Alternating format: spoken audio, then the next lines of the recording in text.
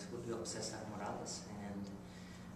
the art piece I created for the Mitchell's Museum is Zebra Crossings in collaboration with David Goldberg.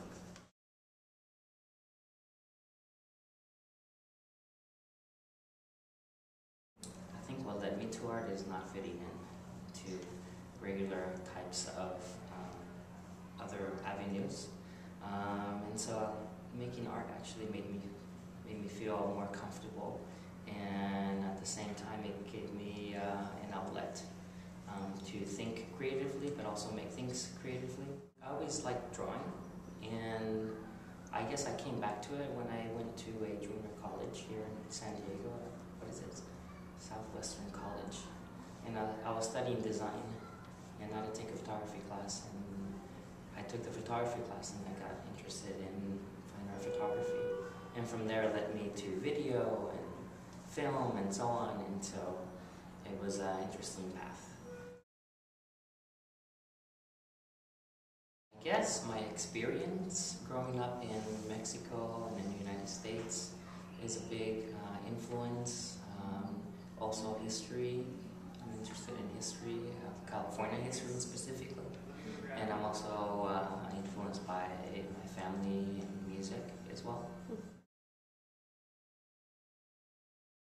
I was an undergrad student at the San Francisco Art Institute. I started teaching photography to 4th and 5th graders. I did that for 5 years, and I taught high school for 5 years. I've always worked with younger students and with teens because I think for me it was very helpful. So I wanted to somehow give back to that sense that helped me with my own identity. So that's why I continue working with youth. It's really unique that I've worked with teens and younger students for a very long time, and I've never seen a museum that really doesn't talk down to the students or the people who are coming here, and there's a really amazing amount of fantastic artists doing interesting projects. So the same work you would see here, you could see it in a different museum that doesn't have the title of children's. How to cook or do music.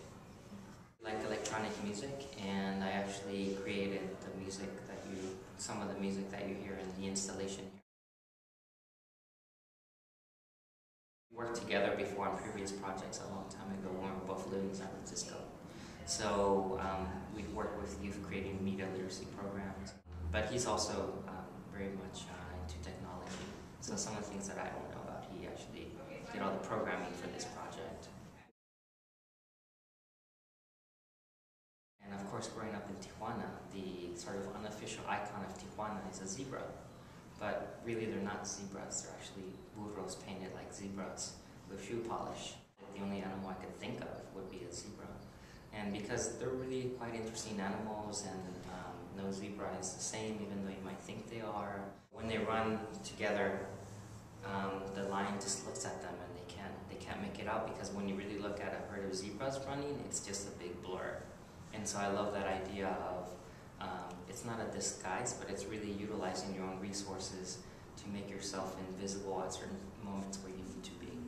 And translating that to the psychology of zebras, but also how one grows up in an urban space. Finding yourself and at certain times losing yourself, but in a good way. Photography, first of all. So photographing some teens, doing some portraits with them, and also creating the texts, all the different questions with them, and then doing the portraits, and then taking photographs in an urban environment, and then utilizing a program called Illustrator to create the illustrations and getting rid of the photographs. And then after that, video. And then after that, there's a 3D animation where some of the actual pictures that you see of the zebras are actually zebras from Tijuana. And they're photoshopped and then they're illustrated. And then from there, they're created in the 3D program. So they spin around and they fly around you. And then finally, we did the soundtrack, so keyboards and samples and such.